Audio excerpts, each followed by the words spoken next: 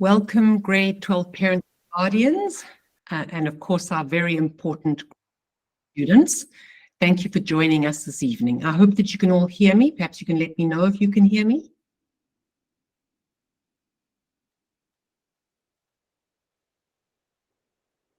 Yeah. Excellent. Thank you so much. With technology, we can never be sure. I love all the thumbs up. Thank you so much. Please note that we are recording this presentation for the benefit of all those folks that could not be with us this evening. The recording will be made available on Blackboard.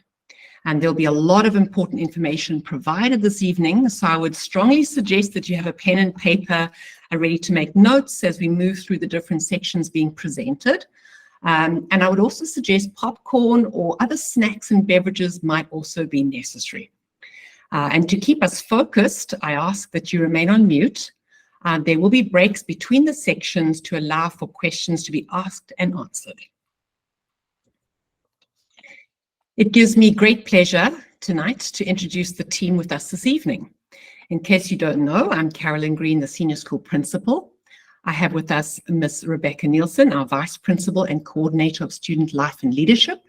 Ms. Erin Dallin is the Coordinator of Academic Programming. Madam Angela Gerard is the IB Diploma Program Coordinator. We have Ms. Angela Colibaba, thank you, Ms. Hannah Gottfried and Ms. Sarah Macmillan are the University Guidance Advisors. And not last, but certainly not least, we have with us Ms. Catherine Else and Mr. Colin Montgomery, the school counselors. This evening, we will be following the agenda displayed on the slide. First of all, I'll be talking just a little bit about grade 12 and the grade 12 year and its uniqueness. Ms. Nielsen will talk about the grad events and leadership, expectations around free blocks, attendance, and non-grad events. Ms. Dallin will talk about the provincial examinations around the Dogwood Diploma, and Madam Gerard will talk about the IB Diploma Program exams. And at this time, we'll pause and see if you have any questions regarding these specific items.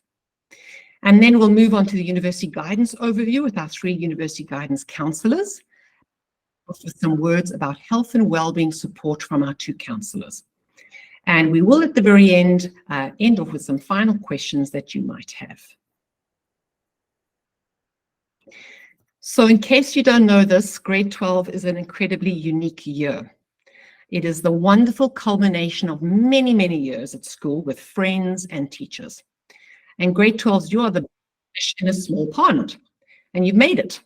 And parents, guess what? You've made it too.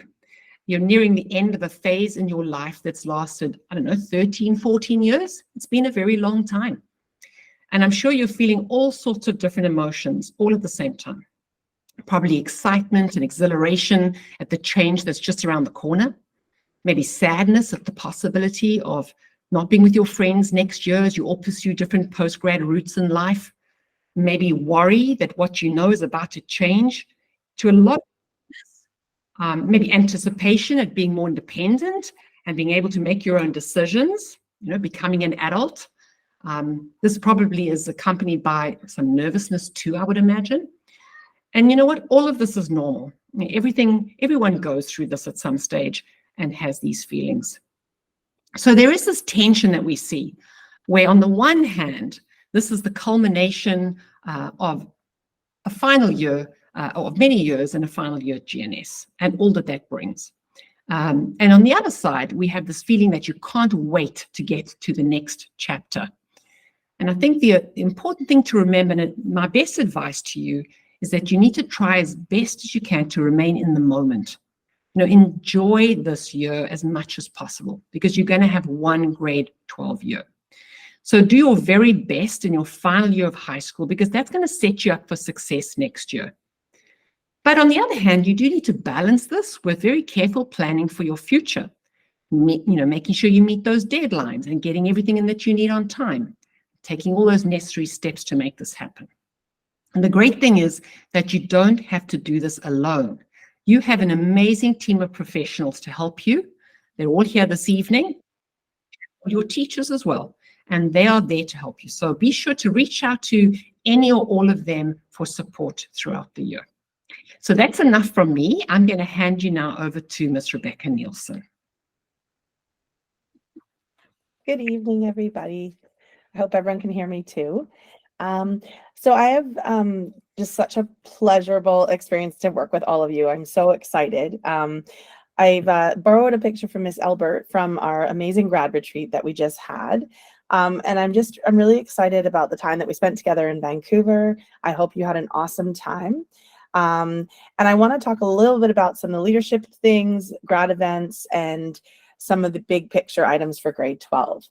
So just for everyone's information, there are 10 prefects in grade 12, as well as we're in the process of electing 2 grade representatives for grade 12, so that this team of students, along with any other interested students, could work on a grad committee to plan activities for your grad class. The grade 12s are off to an amazing start already as leaders in the school. They've already been volunteering for events, just recently the carnival, and they're really setting an amazing tone for the younger students in the school, and we're so excited about this. So over the year, there will be grad events that we plan as a school, formal events, for example, a farewell assembly, an alumni lunch, a graduation ceremony, a dinner dance, all those types of things. And then there are others that students will plan with the guidance of the teachers and the team here. For example, those might look like the grad winter formal, which we've already heard some words about amongst the prefect council, special spirit days, contests, assembly games, and maybe even grad survivor will make its comeback, which we had last year. So the grads will do a lot of cool things, and we're pretty excited to work with this group in planning them. I know that families like to travel and make plans for graduation ceremonies. So if you are starting to write down any notes, this is a good note for you to write down. The weekend, save the date, the weekend of June 14th and 15th will be the grad weekend for the class. And we'll be, of course, sending out a list of dates, and we'll update the families throughout the year. We might even ask for your help with some different competitions or surveys or things like that that we need support with. But please do save the date as June 14th and 15th as the graduation events at the school will be held in those days. So non-grad events, just a word about this. If the school hasn't sent out any official message about an event or a gathering, then it's not sanctioned by the school and it's not chaperoned by us. So as always, we know grade 12s like to plan activities and things. So we ask as families, you support your students, and we know that the students will set good examples in the community. But if you ever have a question, like, is this an event that I should be attending? I'm not sure. Please just reach out to any one of us, and we'll be sure to clarify what's happening and what's a school event and what is not. The next thing on my list I want to mention is Gradware. So this is something that was organized by our amazing team of leaders last year, and it will be arriving shortly. So as soon as it is in, the students will be able to go to the school store and pick it up, and they'll be able to wear it on any daily dress day. So basically any day but Wednesday. So leadership opportunities, grade 12s, of course, are going to be talking about universities tonight and portfolios and all sorts of things around scholarships. So there's lots of talk always around leadership in grade 12 and ways that students can contribute and participate. So grade 12s, if you feel you want to further develop your leadership skills, you're thinking about post-secondary applications and wondering, is there something that I could do to strengthen my application, my involvement, challenge myself, please come and talk to me, because we can brainstorm ideas together. Maybe this is in the form of CAS, or maybe it's just a cause or something that you'd like to present in assembly. So please feel free to reach out and discuss these types of things with me. Could I have the next slide, please? Okay. So this is the slide where we show the awesome pictures from the grad retreat. And parents, I hope you heard all about it and heard some great reviews. This is the very famous goose chase where the students have to partake in a bunch of activities and teamwork. So they're ready to jump into the future. And so photos are a big part of what we're going to need from you. So I wanted to inspire you. In a little while, probably in a month or two, we'll send you a letter and we'll ask you to start digging through your photo albums for your very most adorable pictures of your grad, little, medium-sized, and bigger, and we'll ask you to send them. So that will be coming because we'll like to use those in the graduation slideshow at the end of the year. So I just wanted to see these cute photos. Okay, grade 12 expectations. So a few days ago, you would have received an email from Ms. Green and myself, just outlining the expectations around studies for grade 12s. And if anyone has any questions, I've talked with the grade 12s about it, but families, if you have any questions, please reach out and let me know, or talk to your grade 12 student. So just to clarify, no grade 12 has a study listed in their timetable. We're asking them right now to organize themselves and work on campus in their, what would be a study block, but instead it's a free block for them. At this time, we've asked all grade 12s, regardless if they have a study first block, to be on campus. We want them here for home form. We want their leadership. We want the younger students to see them on campus being here and being role models. There's a gradual process where we release grade 12s from having to be here as often and as much. And this is designed to ease them into the freedom and responsibility that they will have next year. We do, however, withhold the right if there's a student that's struggling with that unstructured time, and we discuss it with them and possibly with you, we may put them back into a study, more structured environment if that's what we feel that they need. So the last thing I mentioned about this is we ask the grade 12s to please make sure to sign in and out when they leave campus at lunchtime, or for any appointments, or if you're late coming to campus. And parents, we ask for your support in helping us with this. Thank you very much. I just wanted to show you this other really fun slide that Miss Albert put together from the Vancouver trip. And then I'd love to pass it over to Miss Dallin, and thank you very much for your kind attention.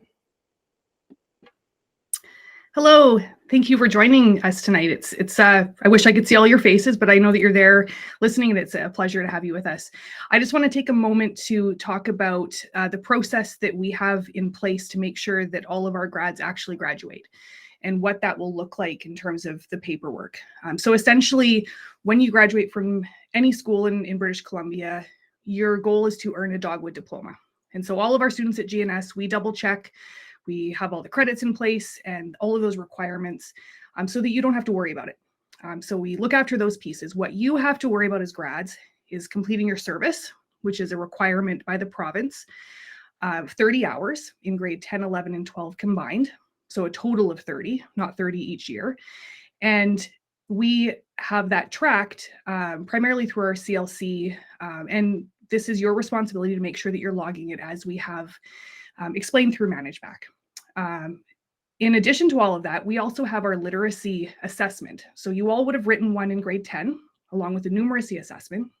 There's one more you need to write for grade 12. And more information will be coming out in December for exactly the dates that this will be, but it is in January, and it is a requirement. So it'll also show up on your transcript. At that time, we'll talk about what all the scores mean and all of the requirements. For right now, just you will have that. It will happen in January, so don't worry about it. Some other details that we want to make sure are in place is that we are meeting the requirements for your individuals and societies, your sciences, all of those things. And so that's where your university guidance counselors have been involved in the past and in all your course requests to get those under control. So to conclude all of this, essentially we have it under control for you. You don't need to worry. Focus on your classes, do the best that you can. We'll get all the paperwork sorted out.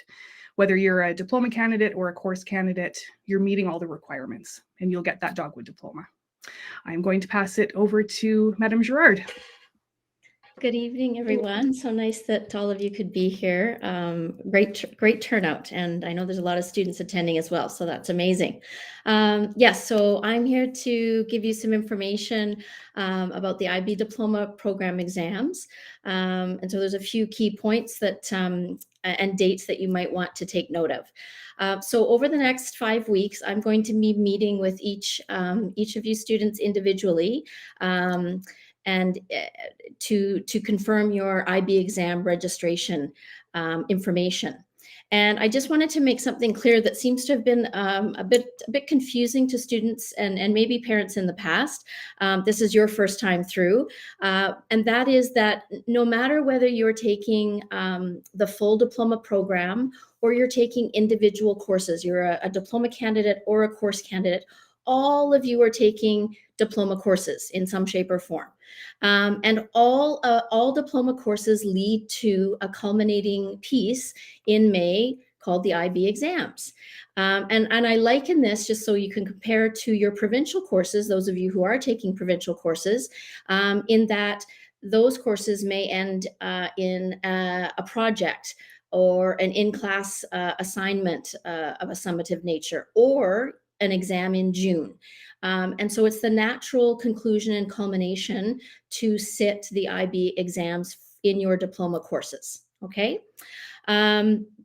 Once students are registered, I've met with them and I'll register them with IB. IB will invoice the school for the IB examination fees. And our accounting department has asked me to bring this to your attention because there is a link that goes out with re-registration for grade 11 into grade 12. However, it seems that over the past number of years, this information, the link doesn't seem to be being seen by many parents. So apologies if this is coming as a surprise. It's not meant to be. It's meant to have gone out in the re-registration package last year.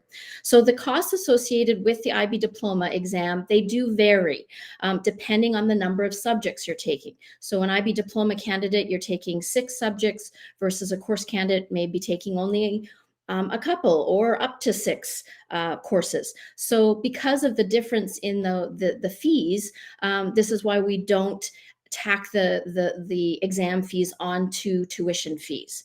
And to give you a sense, this year, the IB exam fees for 6 subjects total $1,020 or $170 per subject. So you can do the math there if you're taking 1 or 2 or 4 or 5 subjects. This does include, the other part that is sometimes confusing, this does include it if you're taking theater and visual arts. Although there are no examinations in the arts, there are external components that need to be submitted to the IB examiners for assessment. And so even though they're not exams, an exam fee is attached to those subjects as well. The fees will be billed as a separate charge to your Grad's student account on Blackbaud in November and will be due 30 days after that. However, our accounting department would also like you to know that if you would like to arrange payment over a few months, please contact them directly. They would be happy to set something up for you. Also important, and on the link that some of you may have seen or not seen in the re-reg package, IB diploma examination registration fees may be eligible for an income tax deduction for higher level courses only, as they are considered to be at a post-secondary level by the Canada Revenue Agency.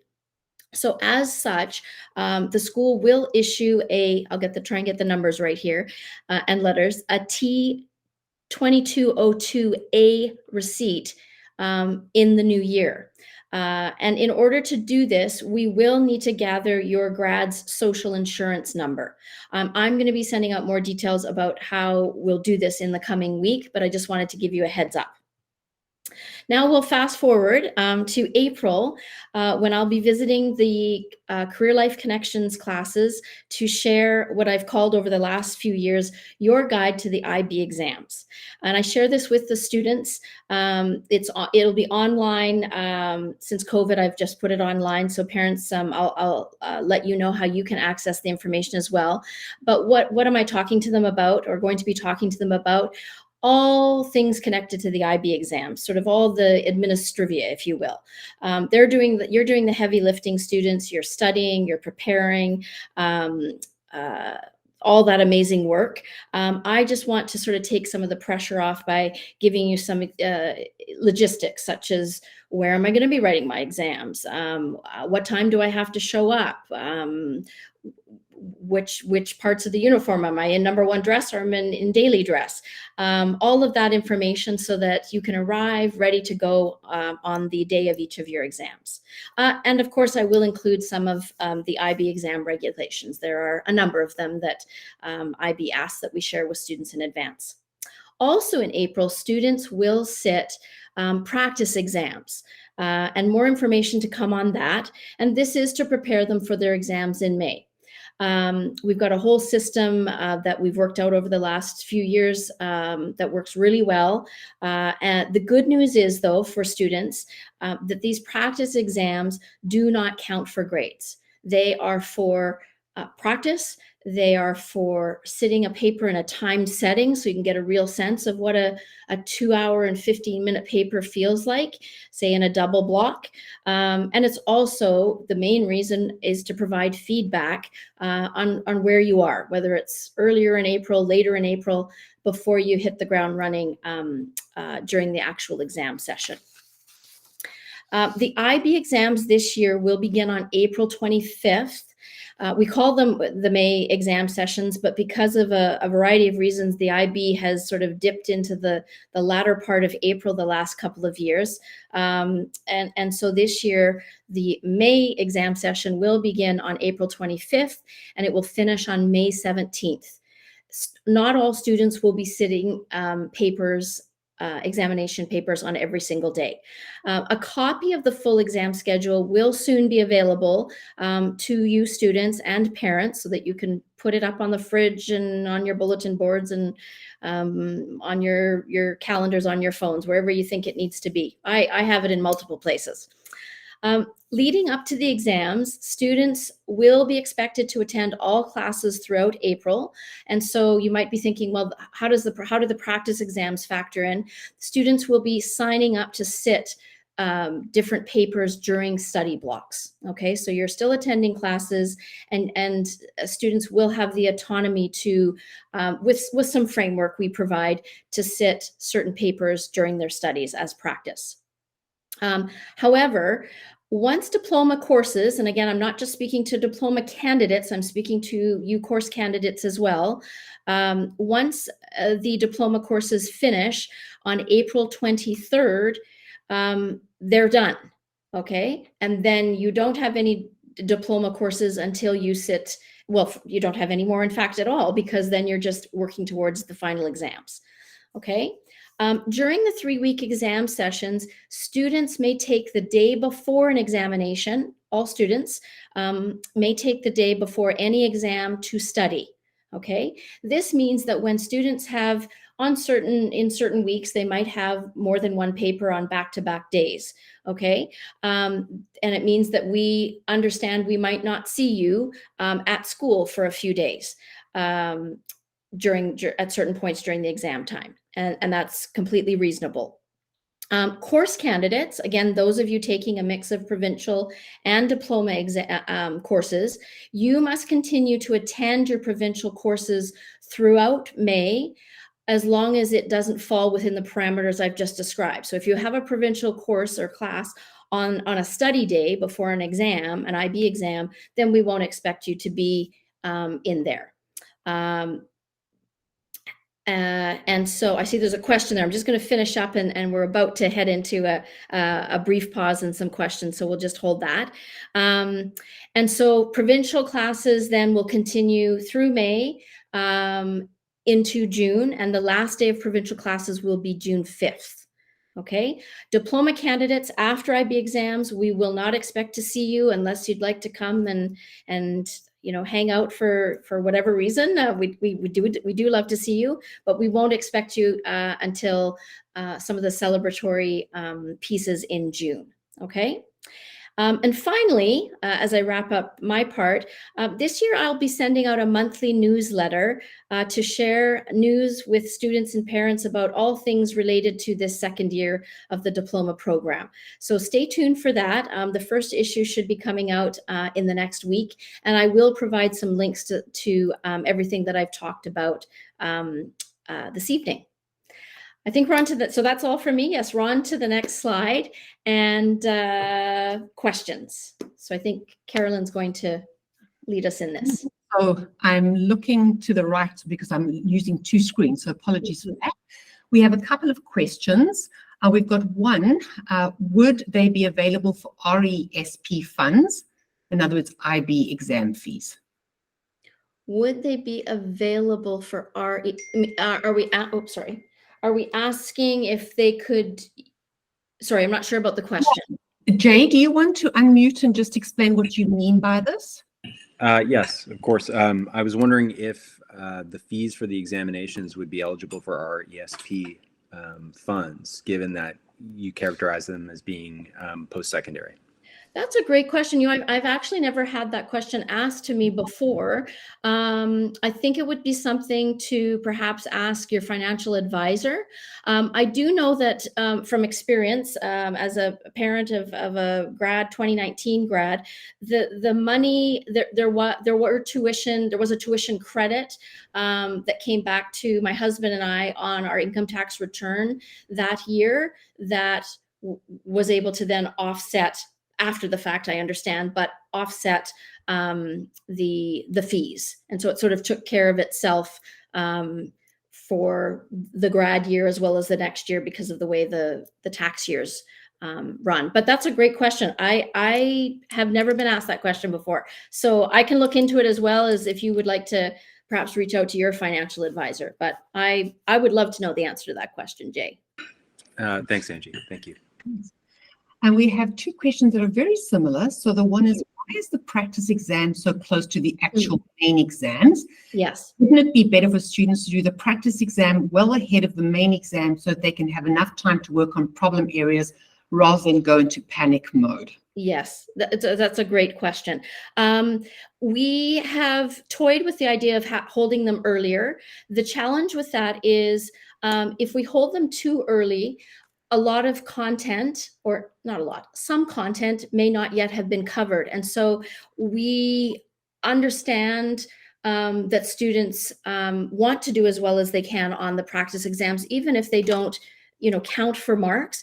And so by holding them earlier when, and I should, sorry, back this up. I should say that the practice exams we use are often the previous May's exam session. So for example, in French B, I will hold back, we'll have been practicing a lot along the way in class. I'll hold back the previous exam sessions papers to use as the actual practice exam for them. And so students are wanting to do their best with Truth and Courage. We know this, but when they haven't covered enough of the content, and I'm not picking and choosing questions from a past paper, I really want to give them the full experience, if you will, then it sets them up in a situation where they feel like, they do know they are able to answer many of the questions, but not as many as they can say in April. Great, thank you. Any other questions? Please feel free to unmute yourself and ask them. The other, sorry, may I just jump in here, Carolyn? The other thing I was going to mention is in February and March is a very busy time when we're wrapping up the internal assessment. So the official piece of work that we have to upload and send to IB. And so if we were to marry that schedule with a practice exam, I honestly believe that would be more stressful for students. Thank you. If you don't want to unmute, you can write it into the text area. Okay, there we have a question. Oh, Clint, sorry, I didn't see you said we do many practices through the 2-year program. Thank you, that's very helpful. We have another question. Do the students need to come to school after an IB exam, i.e. in June? Okay, so two-part answer to this.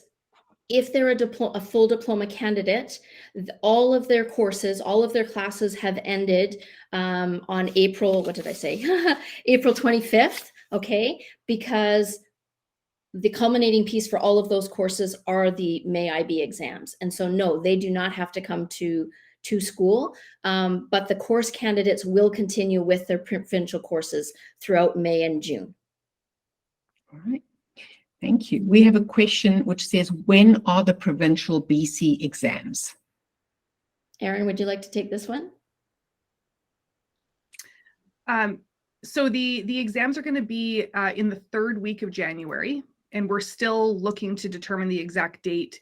We're just juggling that around some of the other requirements that we have for students at that time.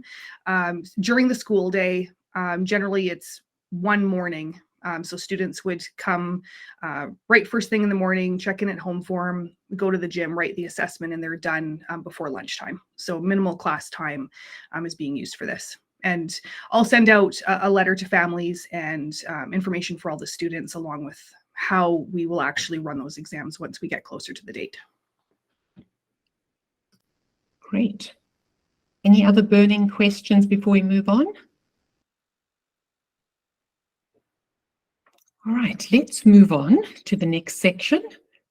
So I'm going to hand you over now to our university guidance team. Good evening, everyone. I hope you can hear me okay. If I sound unclear, please let me know. My name is Angela Kalababa, and it's a real pleasure and privilege to get to spend some time with you this evening as we prepare for the grade 12 year. So I'm with two other guidance advisors. We're going to take a moment just to introduce ourselves. So we're very excited to have a third person join our team this year. As the grad class has grown, we want to make sure we have time to give our full attention to each individual and develop a really meaningful plan. So maybe I'll just start since I'm already speaking. I've been at GNS for 6 years. So boy, does time fly when you're having fun. This is my 7th year, and it just feels like I'm constantly learning. This kind of job is one where you have to continuously do research because admission requirements always change, and the landscape is always pivoting in terms of supply and demand in terms of competition in the university sector. But the best part is I get to know students one by one individually. So I'm really excited to get to know you all as families and as students. My background was in the post-secondary realm. I worked for the University of Victoria for 14 years, where I did international student recruitment. And I did admissions. And so I went to over 60 countries. I would go into classrooms, speak with students about studying in Canada overall, and also about planning for the future and choosing the right courses and that sort of thing. But it was a real exciting job. The problem was I didn't get to lean in to get to know students much further than the application. So here we are. It's been amazing. I look forward to helping you. And maybe I'll pass it over to Miss McMillan. Sarah McMillan, over to you.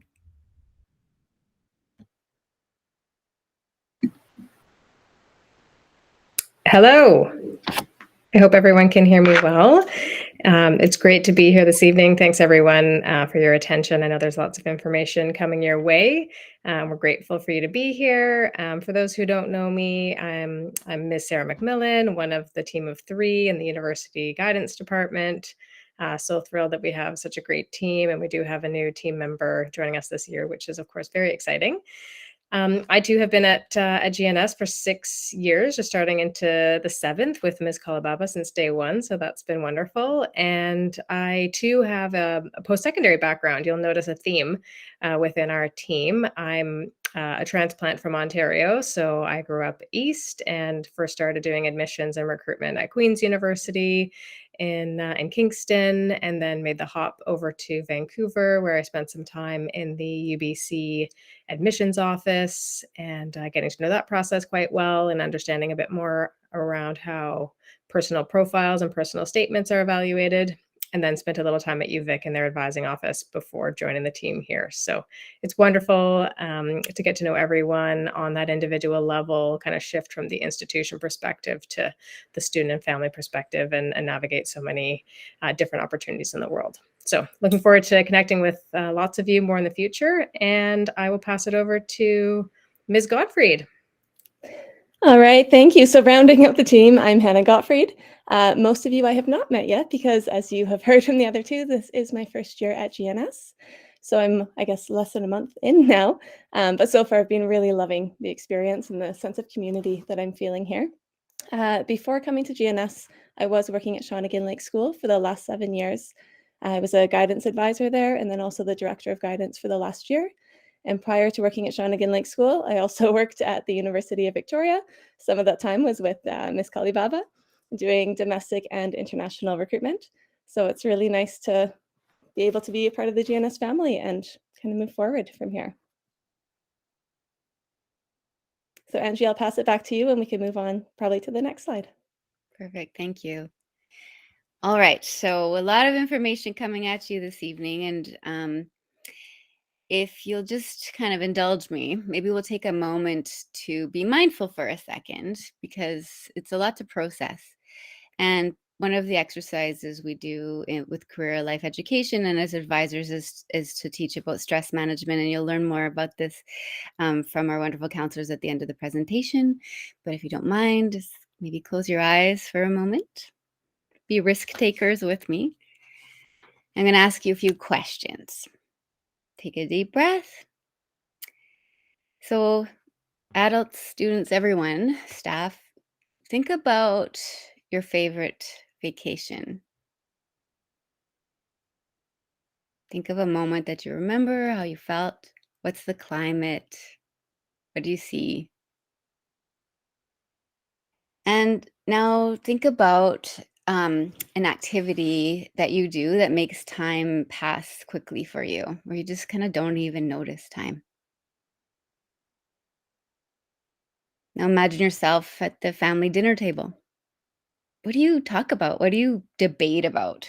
What is the hot topic? And on that note, what documentaries have you watched lately? I'm just asking these questions. You can open your eyes because I'm hoping we can just feel calm in our bodies, but also realize that you can imagine planning for the future is a bit overwhelming and tricky, but sometimes it really is leaning into what gives you energy and strength and makes you feel confident and excited and curious. And so in the university guidance world, we try to help students consider fit, because it's not just about getting in to great places. It's about thriving in those places and really feeling like you get to be your true self and that you get to shine, because that's when others see you and that's when even more opportunities come your way. So back to the slides.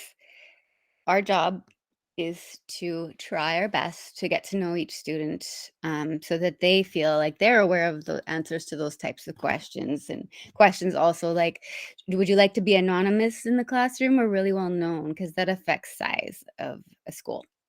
Have you ever lived in a cold place? And wouldn't that be exciting, or actually would it be draining? So make sure you ask yourself, how do you recharge your batteries? Are you someone who relies a lot on the West Coast environment, or is that not a big deal for you? So fit's a big piece of it. And so we talk with students, and in Career Life Connections, I'll show you some things soon about what we do in that course in grade 11 to help establish a foundation for students to make informed decisions.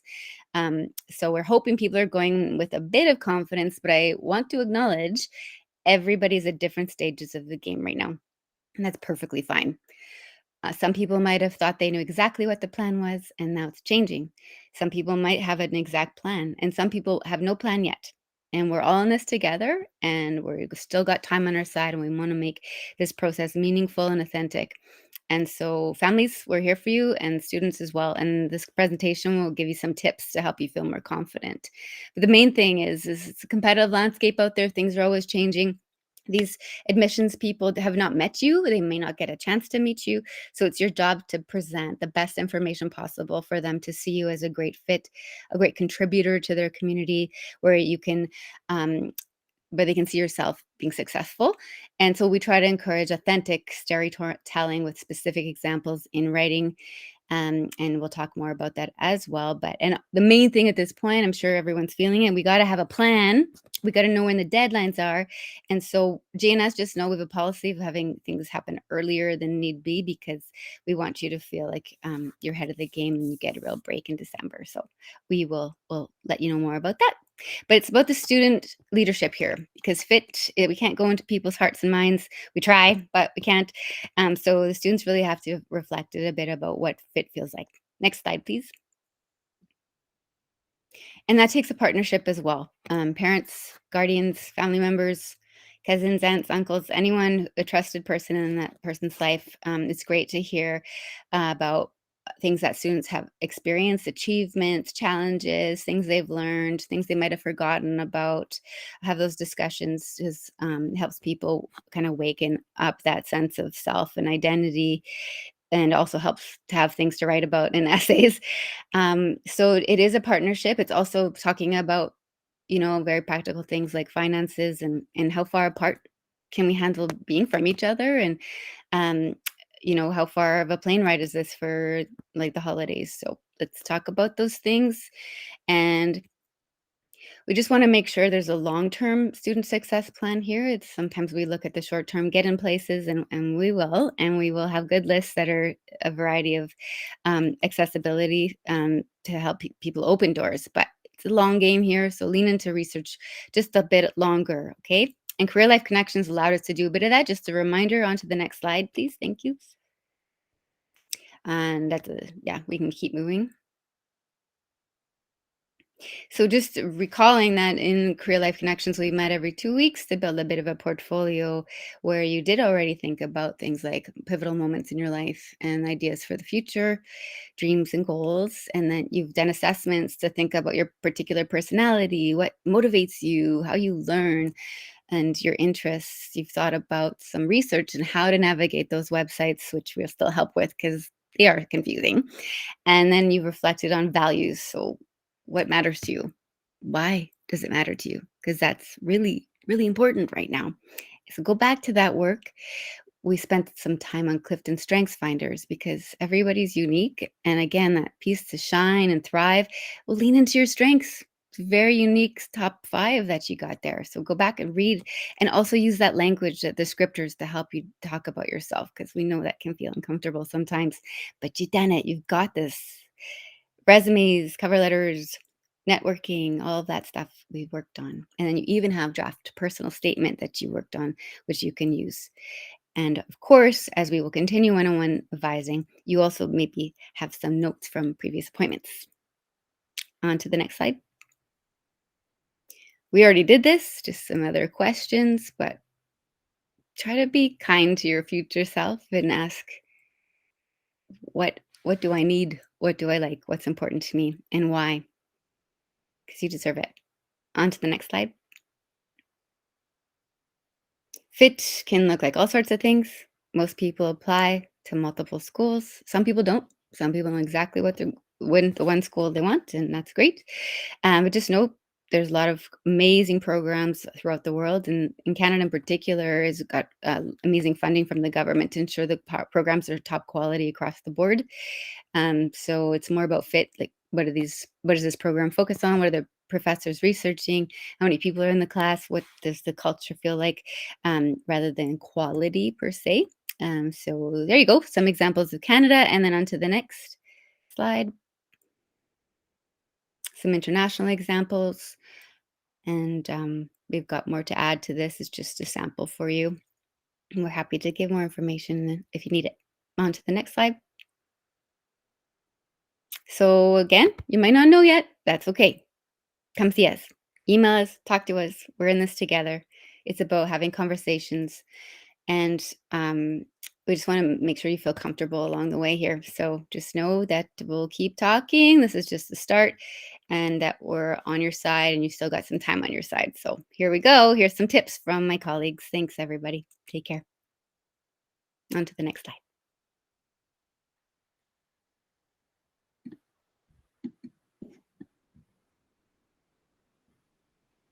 Hi, everyone. Thank you so much, Ms. Kalibaba, for that great overview, kind of big picture frame of what we're doing here and the journey that we're on together.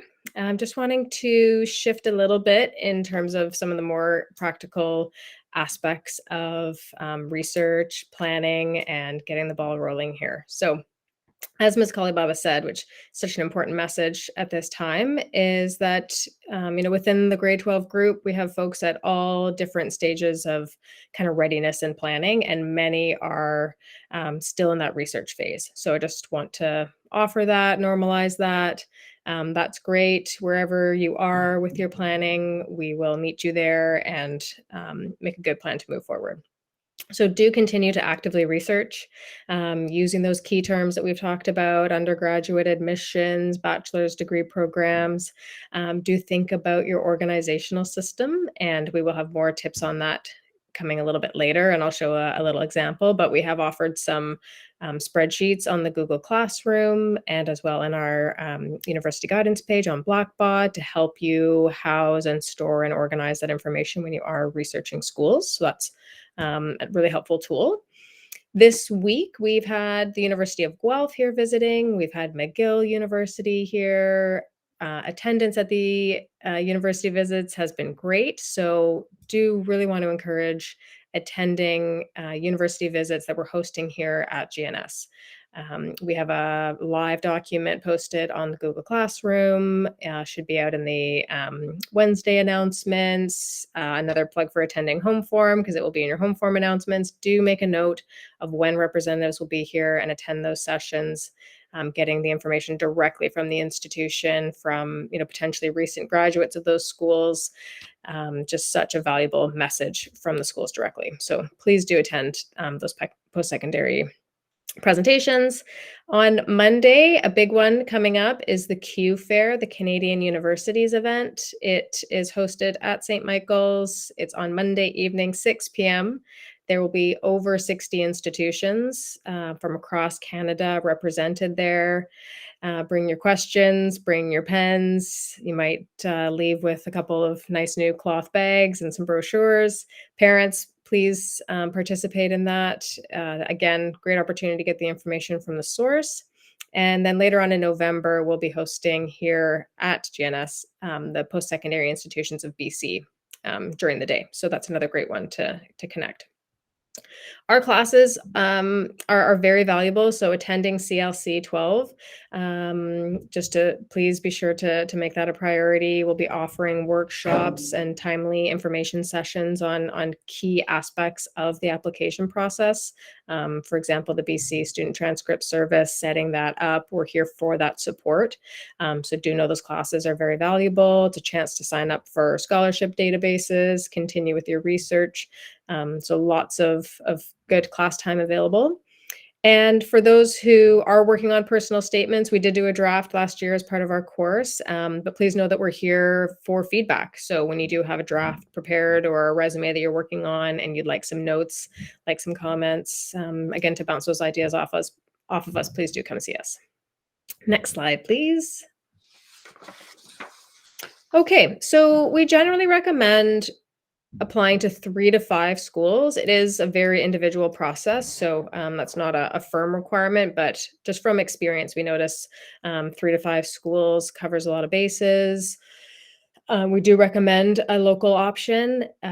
Life can happen, plans can change, so a local institution can always be valuable just to have, even if you're thinking about going further afield. We do recommend that. And then just to kind of clarify that note there around reach and safety, those are kind of more US terms. However, it is important when you are looking at your schools, and this obviously connects to the university research component, is looking for that competitive threshold, the competitive criteria, how selective are your schools, and then trying to create a balanced list for your applications. And we can very much support with that. So if that feels like a bit of an overwhelming question to be considering, do reach out to your advisor and your Career Life Connections teacher, and we can support with kind of understanding that landscape, what programs are more selective, or institutions, and how that varies from school to school. So glad to help with that. When you're applying to a faculty, and do know that those requirements change from year to year. So again, that's that recommendation around going straight to the source, getting the updated information every fall. And last but not least, really most importantly, is to connect with us for individual advising appointments. So that's for you students, and family meetings are very much welcome. They're already underway. We've had a few families come in already this fall. So please don't hesitate. Again, back to that partnership message. It's really important that we be in communication. So do reach out for a family meeting. Next slide, please. Okay, just a quick sample. So this is the type of spreadsheet that we have. There's other versions as well. Don't need to spend too much time on this, but again, just to help you organize your information, some of the pros and cons between the schools, any links that you might have found in your research, a good admission page, some important tuition information. You can drop the links into the spreadsheet and then be able to come back to it. Thank you. Next slide. Okay, so I think this word was already mentioned by Ms. Kalibaba, but deadlines are a big deal with universities. So please do be mindful of deadlines. And, students, you will start to apply this fall to your institutions. And our general recommendation is that you apply to your schools prior to the break in December. So before you leave mid-December, that you've submitted your applications. And you do want to consider those deadlines and then work backwards from there.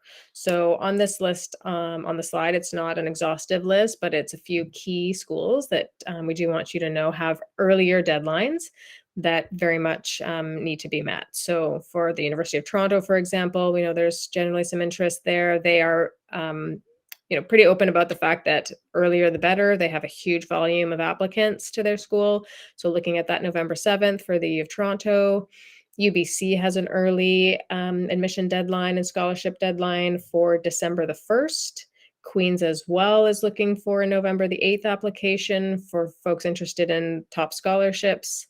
For the United Kingdom, so folks looking at out-of-country options, UK, for medical, veterinary, Oxford and Cambridge, looking at October the 15th, so coming up quickly. And the US has had that deadline of November the 1st for early action and early decisions. So those, we have a little bit of time, but coming up quickly. And then additionally, for more so for out of country, not as prevalent in Canada, but if you do need a letter of recommendation to support your application, our internal requirement is 3 weeks notice, asking your teacher or your counselor to support with a letter of recommendation. So as we've talked a lot about, writing a personal statement takes time to get that quality response completed. Writing a good letter also takes time. So we do want to be respectful of teachers' workload and just mindful of that quality piece. So 3 weeks notice in writing, please. Okay, next slide. Okay, great. And we have a little visual just to map out the timeline here. Again, these slides will be posted, but this is a little bit of a high level walk through up until December and then the new year following that. So really ongoing through the fall is meeting with your advisor, planning, researching all the things we just talked about, mindful of those early deadlines, mid-October for the UK, simultaneously working on your applications October into November, looking at scholarship applications as well. That mid-December deadline recommended again for all students prior to going on the December break, and then you can go and very much enjoy yourself in December, have a bit of a rest. Next slide, please. And then looking into the new year, also just wanted to add, we will be providing some newsletters and point of time information in the new year. So you don't need to remember all these details exactly. We'll be providing updates. However, in January can be a little bit of that in-between time, could be wrapping up a few applications, working on personal statements if they're still needed, wrapping up some scholarship applications during that time. Into February, we could start to see some offers of admission that's on the early side. However, it can happen. Also start to look at housing application deadlines at that time. University of Toronto, again, looking at an early housing application in March. So starting to dig into that a little bit more. April will be ongoing for offers of admission. You might want to start thinking about accepting an offer, really looking at that letter for deadlines to accept any tuition or deposits required at that time. May will be very busy with IB exams, as we already heard. Offers of admission can still be ongoing into the month of May. So we're talking February all the way into May. Totally reasonable to receive an offer anywhere during that time, and it can be a long window to wait. And then finally in June, grade 12 exams, graduation, and then you're preparing for those next steps in that next chapter. So I think that's all from me. I will pass it off to Ms. Gottfried. All right, so I'm a details person, so I get to jump in and really kind of go into a little bit of the nitty-gritty of kind of what are they looking for. So at a high level, I mean, overall, every institution is looking for something slightly different. But at a high level, schools in Canada are primarily making admission decisions based on grades. So some schools, that will be grade 11 and grade 12 marks. SFU, UBC, University of Toronto, or a couple schools in Canada that do look at grade 11 and grade 12. Otherwise, the majority of Canadian schools are heavily focused on grade 12 marks when they make admission decisions. And some of them will look at grade 11 marks to make early offers. Dalhousie, Calgary, Alberta, or a couple schools, Western, are a few that will make early offers if a student has very strong marks in grade 11. Otherwise, it's primarily grade 12 marks that admission decisions are based on. Aside from marks, there are a couple of schools or programs that may look at something in addition to marks. UBC is one example. I feel like I've used UBC a lot for examples already, but they will need a personal profile for every applicant, which means that every student that applies to UBC has to complete that written portion, and they are looking at grades and more about the student. So it's not purely quantitative for students that are going into UBC. There are also some programs. If you need an addition or if you're applying to a business program, sometimes there's a resume or an interview. Some engineering programs will have a written portion or an interview as well. So sometimes there's additional material, but in Canada, majority of schools are really looking, do you have the right courses? And if so, do you have the right grades that we're looking for? In USA, for students that are applying to the US, it's a whole other ballgame. The US I would think of as much more of a puzzle. And there's a number of different pieces that they're putting together when they're making admission decisions. Academics, courses, and grades are definitely one of those, but it is not the only one. So there'll be a written essay typically that the student will write. They'll write about their activities, which is almost like a resume, but in a different format. They'll need 2 letters of recommendation from academic teachers. And this is just typically, there are a few one-off schools like the University of Arizona that doesn't need reference letters or doesn't need the written portion. But most schools in the US, they're going to need writing. They may need supplemental essays specific to their university. There'll be a letter of reference from the counselor. There may be standardized test scores, and that will be a student-by-student decision if they choose to use standardized test scores or not. They might need a portfolio. And if they're applying to a school in the US and asking for financial support, if that's something that's an element to that school's decision, the ability to pay could also be something that factors into their admission decision. So the US is much more of a puzzle with a number of different pieces that go into it. The UK is a bit more like Canada in their admission process. They're heavily focused on the academic piece and academic preparedness. So they're looking at what are your courses, what are your grades? They're also looking to see what have you done outside of your classes that really show readiness for the course that you're wanting to enter into here.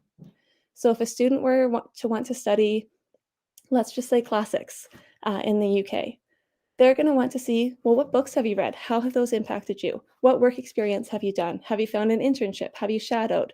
They're really looking to see, do you know about this career? And is this something that you will have prepared yourself for? So Canada, primarily grades. US, a big puzzle.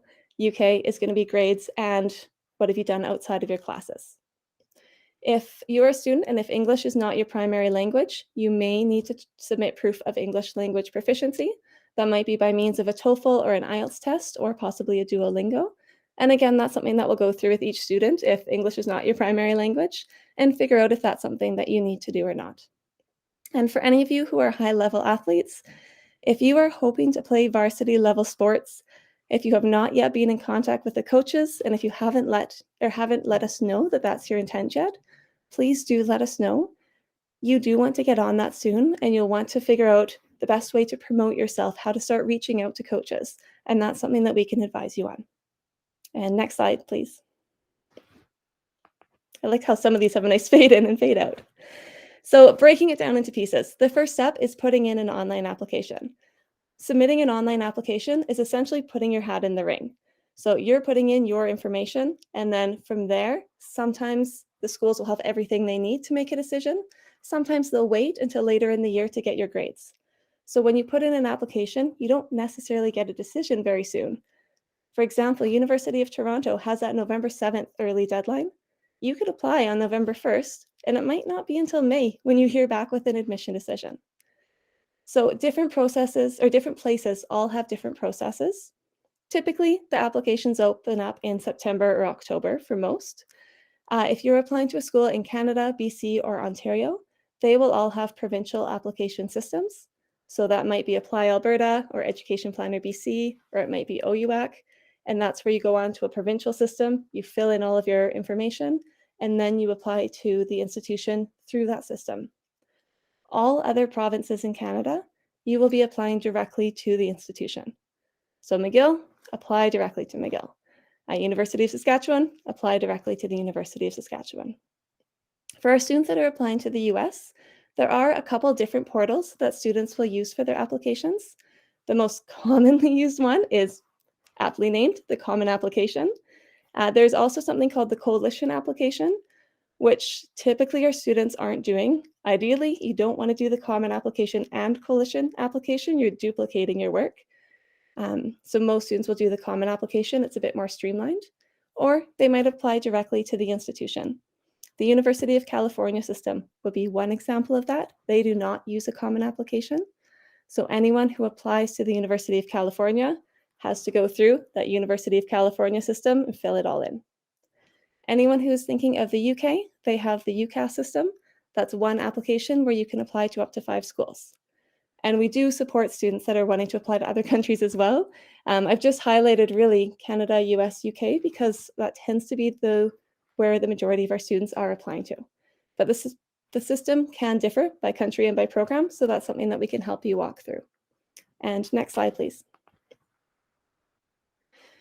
One tip that I wanted to give is that once a student submits an application, it becomes a relationship between the institution and the student, which means that the institution will only discuss the application directly with the student who has applied. If you as a parent were to call and say, "Hi, I'm really worried about Johnny's application. He's not getting any feedback. Can you please help me?" They would not be able to confirm that Johnny had even, and I'm using hypothetical Johnny, that Johnny had even submit an application to that institution. If you want to be able to discuss the application for your student or for your child, they need to do something called give you proxy. And that will be an element on the application where they can say that they want to assign someone in their family, or it can be a guidance counselor, sometimes it can be both, someone else that can support them with their application. So if you think you might want to be able to help or call or email or help in with the application, let your child know they'll want to add you as proxy on their application, and we can also show them how to do that. If you are designated as proxy, that way the institution will be allowed to talk with you.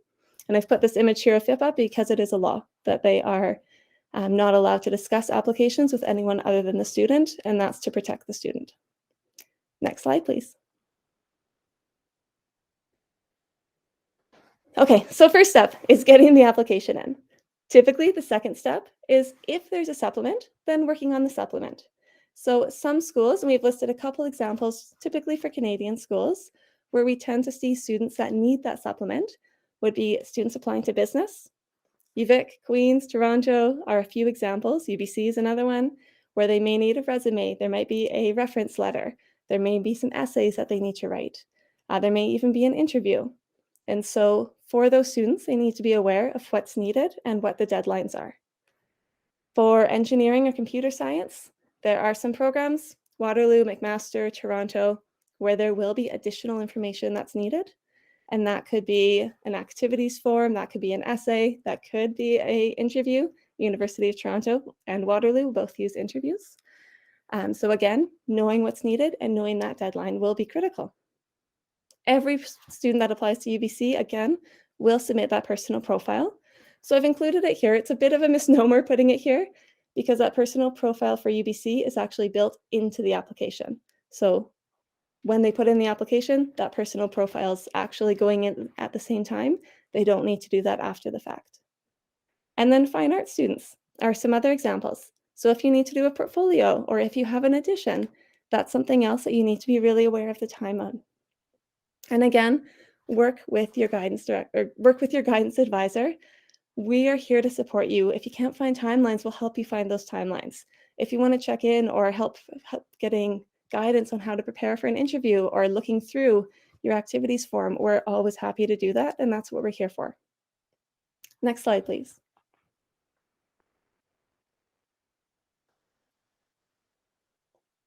Okay, so you've put in your application, you've done your supplement if one was needed. For many of you, a supplement will not be needed. The step that will be required for everyone will be submitting grades. And so for many of you, that's going to come through something called Student Transcript Services. And that would be, let's say UVic and UBC are two good examples. Ontario schools as well, where you'll go online. This is something we're going to do in our career life class. You'll give permission for the BC Ministry of Education to send your transcripts directly to those schools. Once you've done that, you don't need to worry about it. Your worry is on keeping up your grades and doing your best as you can in your classes. Once you've done that student transcript piece, which again, we will be doing in class, your transcripts will be sent. For some schools that will ask you to self-report. SFU, for example, McGill, you need to go online and you will report yourself. So you would list L&L completing in June 2024. This is my mark. So again, we can walk you through and talk to you through what that will look like, but some students will need to self-report. In some cases, that's optional. In some cases, it is mandatory. McGill is an example of a school where self-reporting is mandatory. If you were to miss that step, they would cancel your application. And then there's many of you, if you're not applying within Canada, and if you need to get a transcript, or if you just need a transcript, you'll need to connect with Ms. Coots and request a copy of your transcript. And it will be Ms. Coots that will be the one that will prepare that transcript. She'll then send it to you, ask you to take a look over it and double check it. And then we'll be able to submit that transcript. Next slide, please. So once you have everything in, you have your application in, your grades have been sent in, what do you do? So things that you need to keep in the back of your mind, or actually in the forefront of your mind, is one, check your email often. I think you're going to hear this all the time, but check your email often. Again, once you put in an application, that is the relationship, will be the institution to you. If something's missing, they don't tell us, they tell you. And typically they'll tell you either by an email or they'll email you saying, you have an update in your application portal, please check your portal.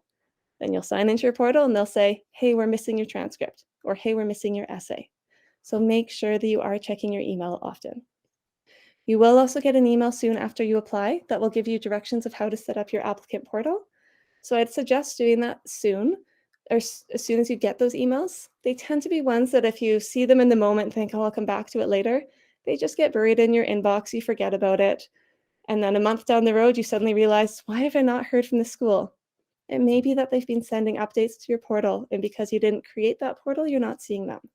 So I'd strongly suggest once you get those emails saying, hey, we got your application, please create your portal, just do it in the moment so that you don't forget. We did put a note here as well to avoid complications, submit applications and payments a day before the actual assigned deadline. I would really recommend doing that. One, in case there's a technical issue and you can't submit it, you don't want to end up panicking. So just give yourself a day or two, mentally set that deadline earlier to just know you've got it, it's in, you don't need to worry. There are systems that do become overloaded. University of California is known that on November 30th, there's always issues because they become so overloaded with students submitting applications. So we tend to tell students, November 28th, have your application in by then. And then you can sit back, and when you hear of people having technical issues, you're not worrying. Once your applications are done and in, if you are someone who's really wanting to pursue scholarships, shift your focus. I've told a few students this today, but oftentimes people think that the hardest time of submitting applications is the point when you're actually submitting it. And what I see with most students is that that's not the most stressful time. Typically, where you'll find it maybe to be the most challenging is the point when you've put in your applications and you're waiting. And you're waiting to see what's the outcome going to be. Am I going to get an offer? Am I not? It particularly can become harder when your friends start hearing back and you haven't, which can happen because schools make decisions at all different times. Dalhousie, for example, they aim to make decisions within about 3 weeks of submitting your application. And because if you have strong marks in grade 11, that means that they can make decisions in October for qualified students with strong marks in grade 11 versus a student that maybe applies to Waterloo and they're not making their decisions until the spring. And so it's not a reflection of you, but it's hard when you're the one sitting there waiting for a decision. So just know that and try and don't compare your process against your friends or your peers. We do also have that Google document that you've been provided in your career life class. So in that document, there is a tab for scholarships. Anytime you see a scholarship that you think, yeah, I meet the criteria of that, just drop that website link right into that document and start to build up a little list, even if you don't feel like you have time in that moment to start your application, just so you don't lose track of it. Drop the name of the scholarship, the website, and the list, and just start to build up a list so that once your applications are done, they're in, you're putting them to the side, you're ready to shift your focus to scholarships. Great, you've got a list of a few that you have already gone through and curated that you meet the criteria of that you can get started with. And next slide, please. So coming to the parents, and a question that comes up often is, well, what can I do? What can I be doing to help with this process? Communication clearly is going to be a really big part of it. And going back to what Angela was saying earlier, is taking the time to sit and talk about what the best fit is for them as an individual. If you have not already done so, now is a really good time to have that honest conversation about finances in your family too. It tends to be a hard conversation for a lot of people to bring up and to know how to really begin that conversation. But figuring out what is the reality of the financial support for you? Is it that the family has savings for the whole degree? Is it that the family's ethics or approach is that the student should pay for the degree? Is it that you would pay for the tuition for the first year, or the tuition but not the housing? There's lots of different situations. And I have seen it where a student just makes assumptions thinking, my family's paid for my education up until this point, they're going to pay for it in post-secondary as well. And the family doesn't have that same plan. So just make sure that that's something that's clearly communicated, because that can be an important factor to factor into your decisions. If you're able to travel near a post-secondary institution, go for a tour. I mean, seeing these brochures can be great and helpful. It looks like summer camp. Everyone's happy. Everyone loves being there. But the reality is, like, each institution does have a different feel. So if you're able to get your boots on the ground, if you haven't gone to UVic and if you're considering it, find a weekend, go on a Saturday, go up and tour around UVic. If you're strongly interested in UBC, for example, or SFU, is there a time that you're going to be in Vancouver? Are you able to add on a tour and go walk around UBC? Being able to actually walk around and see some campuses and learn about what some of the offerings are can be helpful to see, do I like this? Do I not? Is this important to me? Is it not? So if that's possible, try and see if that can fit into your schedule. We have put a note here as well to give input, but not editing into personal statements, which can be a bit of a tough line to walk, because we want to be as supportive as we can. If they are submitting writing, that's an essay or a supplement, a short essay, paragraph writing, giving that input can be really helpful. Over editing it can detract, which I know is always done with the best of intentions. But because the university readers read so many applications, they become very familiar with what sounds like a teenage voice versus what sounds like someone educated with a PhD that's writing this, for example. So making sure that they're maintaining that student voice is important. Another tip that we have on here is some families will choose to do this. They'll set up a family email account. And so when we're going through and submitting applications, they'll use a family email account. So the example, smithfamily@hotmail.com or whatever that would be. That way, when they send those emails saying, hey, we got your application, or hey, set up your portal, or hey, we're missing a transcript. Hopefully that doesn't come up, but that seems to be my go-to example. You all have access to that. So you can talk about it. If you think that that's something that would work well for your family, you can go ahead and create a family email account. Next slide, please. Another tip that some families have really enjoyed or have found value from that I wanted to share with you is choosing one day of the week that can be the day of talking about what's coming next after high school. This can be a process that's very consuming. Mentally, emotionally, it can just kind of take over sometimes. And for students, they tend to often be thinking like, they're always thinking about applications, always thinking about what's coming next. And sometimes constantly being asked, do you know, have you figured this out? What's going on? Where's your application at? Can be really stressful. So, and it's always done with the best of intent. But some families have found if they pick a day of the week, so say you pick Tuesday, that's the day that as a family, check in, talk about how are the applications going? What can we do to support you? Where are you at with it? That can give the peace of mind to the family to know this is kind of our open doors day. We talk about it, we see where things are going. But then for your student, for the rest of the week. They know that they're not going to suddenly walk out of the bathroom, turn around the corner, and be asked, do you have an offer yet or something? So just wanted to leave that there with you as an idea. One other thing, I know we're getting close with, or we're going over with time here. I just wanted to mention, because we did not put it in the slides, is if you have a student that's planning to defer for a year, so say they're wanting to do a gap year or take some time off for an internship, a lot of schools do grant deferrals for up to 1 year. And so that's a process as well that we'll help walk through if your student is wanting to do a gap year. That means that typically they can apply for post-secondary this year as if they're going to go next year.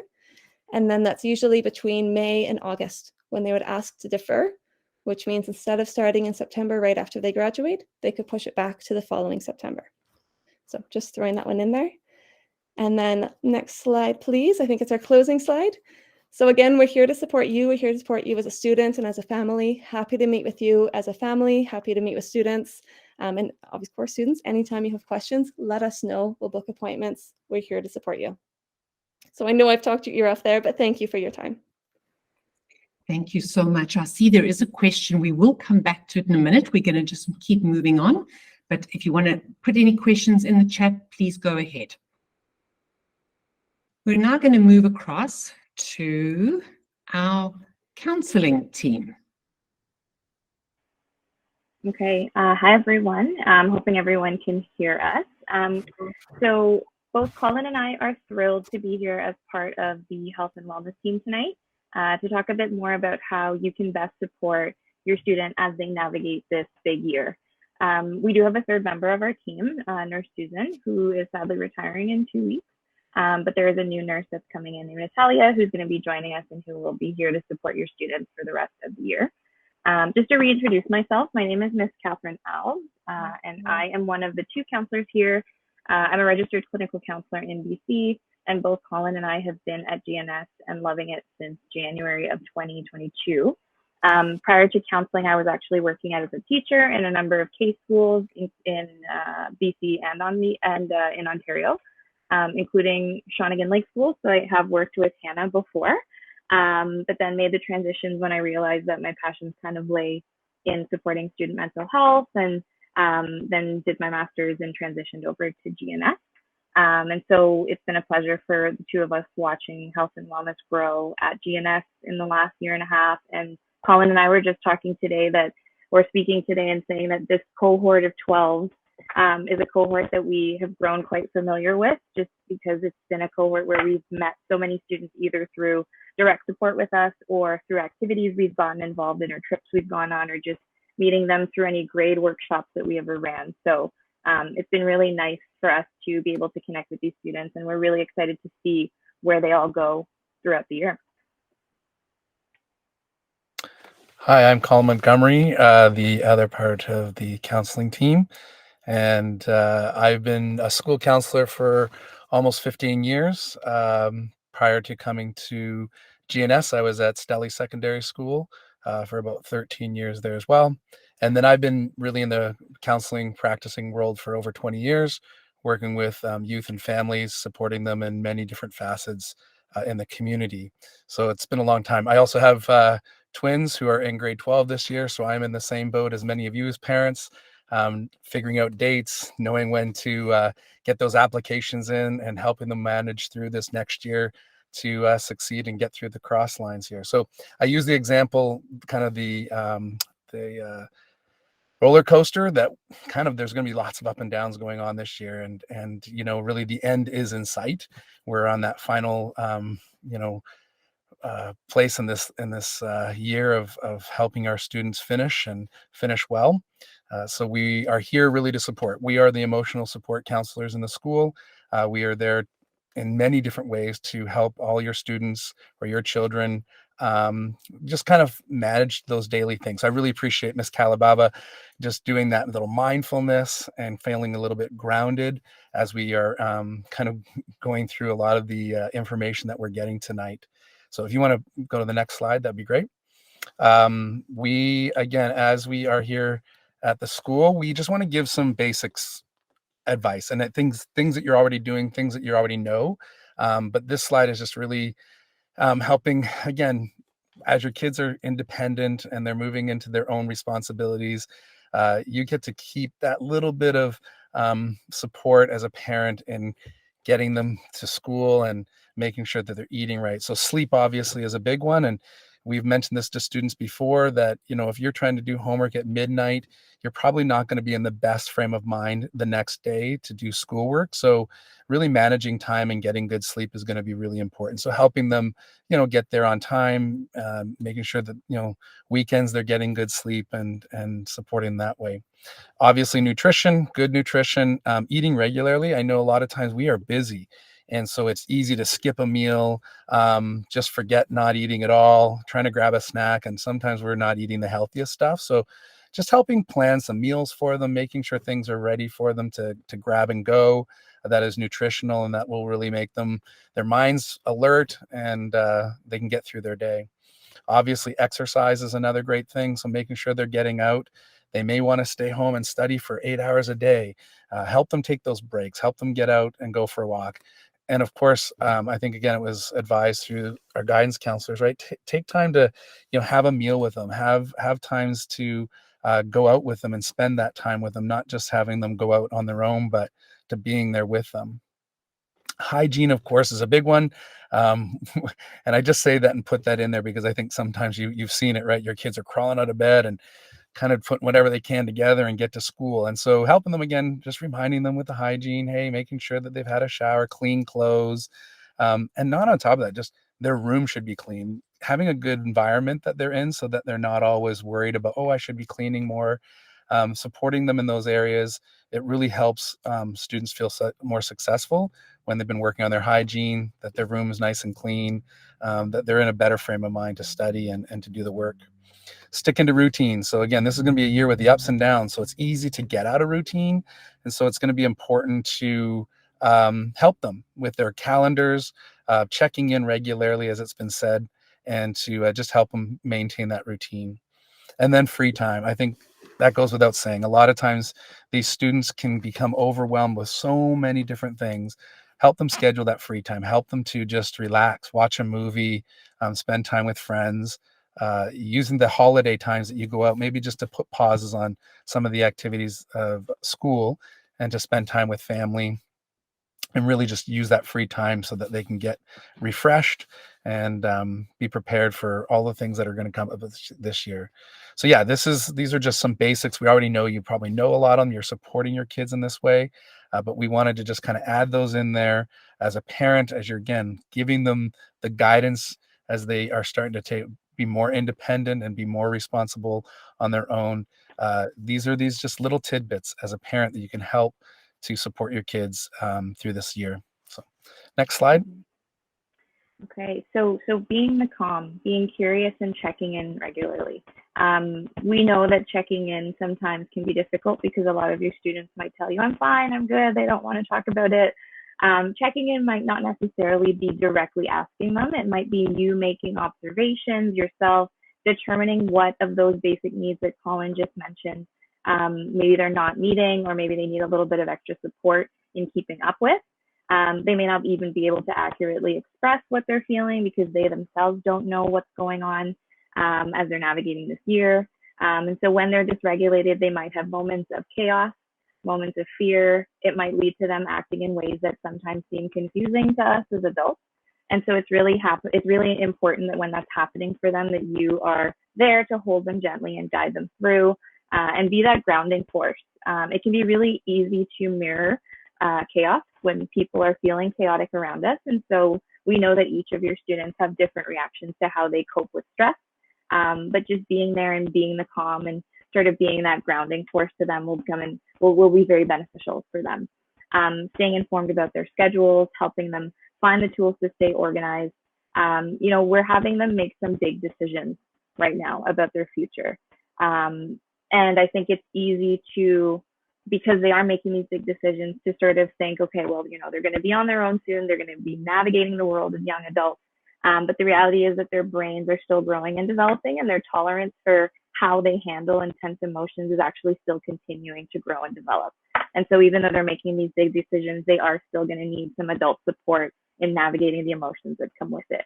And when we say hold them gently, we mean literally, sometimes, they genuinely do need a hug. There are certain positive chemicals in your brain that are released with hugs, but it could also mean figuratively. So giving them reassurance, giving them the tools that they need, allowing them space to be responsible for their future, and empowering them to move forward and get through the difficult moments. And then, of course, being equally supportive for them when things don't work out, as you would be for things that do work out. And they especially need you when they're faced with disappointment, because those are going to be the moments where they're going to have doubts, and then, all of those fears and things that they were worried about happening are happening in that moment. So they have lots of adults to help them get to where they need to go. So there's the GNS team here on this call working in partnership with you. And so your role at home is equally as important as the support and the guidance that we give at the school. You can go to the next slide. Perfect. So yeah, here's the biggest piece is celebrating. I just sometimes think we can get so focused on other things that are going on, and we forget to celebrate the successes that are happening daily and weekly and monthly. So just again, positive reinforcements, helping our students stay focused, looking at the big picture, not getting, lost in some of the mundane things that are happening, but really to celebrate those big things that are going on, and keeping them focused. So you're their cheerleader. As many of us as staff are their cheerleader as well. You were there from the beginning, and you're continuing on as they graduate from GNS. So being that cheerleader, being their voice, and being excited about what's happening in their lives will be really, really important. We also want to let you know that we're here for you as parents, to help navigate this last year as well.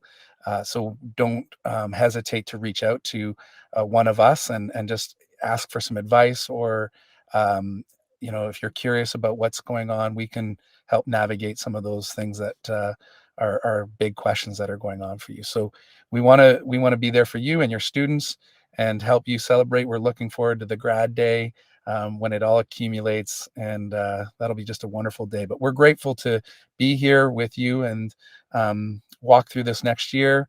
And this will be a great time as you're getting to know more of us as staff, and we get to know you, moving your kids to this next stage in their lives. So thank you.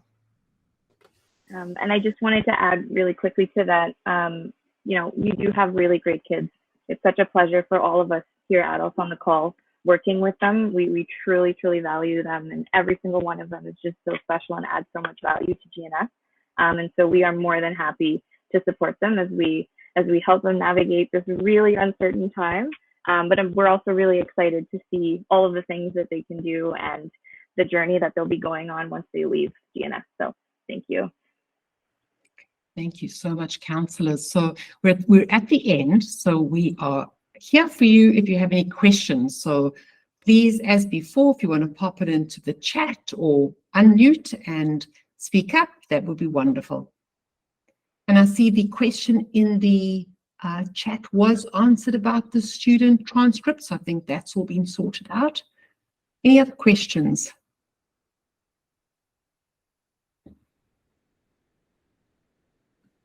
It's just Angela Kalababa here. I just wanted to go quickly touch on FIT one more time, for those who might be feeling pressured to determine, career and pathways with certainty. So just a couple notes in that it's a journey, and 50% of first year students actually change their program while they're in university because they get to discover new programs and courses that they hadn't been exposed to before. So that's actually part of the process. So just know it doesn't stop just with admissions, it keeps changing. Also, some students will transfer from school to school. And the way that works is your grade average from that first year at that college will be considered instead of the high school grade average. So doors are always open and pathways are still always being created in front of you. Same thing with scholarships. Just know that entrance scholarships are not the end. how you do in university and college actually affects future scholarships. So your grades and involvement in university actually affects second year, third year, fourth year opportunities. And then finally, career development is an ongoing process. Most of us change careers multiple times in our lives, but the post-secondary system is amazing. Co-op programs allow students to get paid professional work experiences in rotation with their programs to discover what fit feels like in that sense and build their network up. Students often go on exchanges to different countries and learn that way firsthand by paying fees that they're already paying at the school they're at. And research opportunities and career services are all in place. So just wanted to let you know it's a journey, and we look forward to helping you. Thanks so much. Amazing. We have a question for IB students. Which grade should we submit, IB or provincial grade?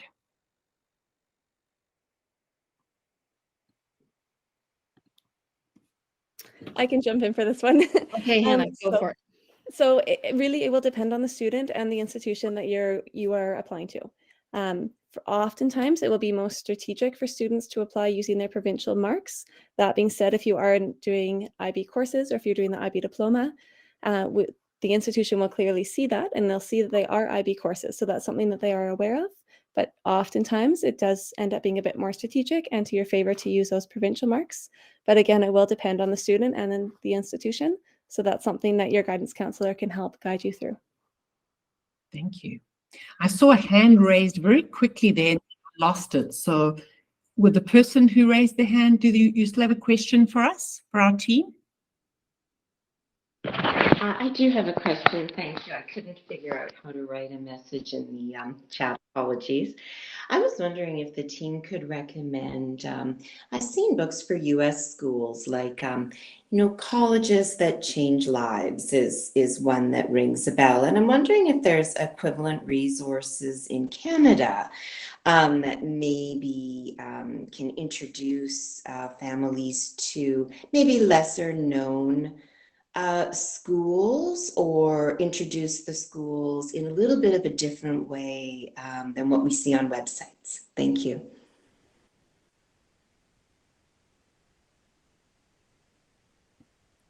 Just to jump in, it's a really great question. And honestly, that's why we work with the post-secondary institutions directly. So going to something like that fair coming up allows a more in-depth conversation with the people who work there to help kind of describe culture and the more day-to-day aspects of going to that school. I can't think of a book per se off the top of my head, but I would definitely, we do provide students with various resources for research, different web links. So we have them on our Blackbaud page for university guidance. And if you have any questions about that, just email us and we'll send more detail. But there's, over 90 schools in Canada, amazing schools from small to large and in between. And we like to say we know a lot about all of them, but having conversation with a recruitment and admissions officer from the school directly, it really can help to dive deep. So just saying that. Colleagues, I don't know if you have anything else to add. Yeah, I'll jump in really quickly. I was just reaching to grab the Colleges That Change Lives books. It's such a good one, but we don't really have a comparable kind of published books really for the Canadian education scene. The one recommendation that I would lean towards really would be that Maclean's publication. It does go into rankings, and I think you open a whole can of worms when you start opening up rankings, but it does also highlight students or highlight institutions that are known for student life, or that are known for research, or for being a smaller institution or a larger institution.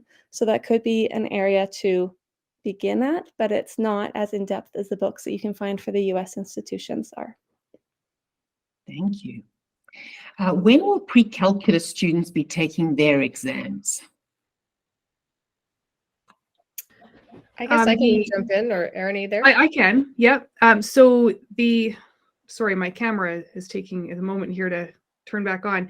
The final exams take place essentially right at the beginning of June. We're figuring out the exact dates, but around June, I believe it's 7th, 8th, and the week afterwards. So once we get that sorted out, we'll release those exact dates. But it's after classes end at the beginning of June. Thank you. Any other questions before we wrap up for the evening?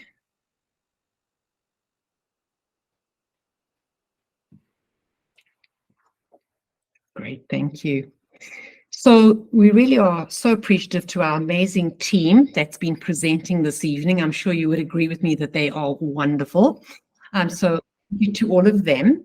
I would say thank you to parents and students for being here with us this evening. It's been a wonderful time together. We hope that you found the information useful. And even though it is virtual, we really have enjoyed being with you. So we wish you a great rest of the evening. Thank you, everybody.